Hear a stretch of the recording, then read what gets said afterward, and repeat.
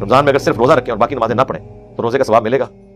بخاری اور مسلم دونوں میں حدیث ہے اگر کسی شخص کو گناہ کرنے سے روزہ نہیں روکتا تو اللہ تعالیٰ کو اس کے بھوکا اور پیاسا رہنے کی کوئی ضرورت نہیں. ہاں تو اس پلانٹ ارتھ پہ شرک کے بعد اگر سب سے بڑا کوئی گناہ ہے تو نماز چھوڑنا ہے.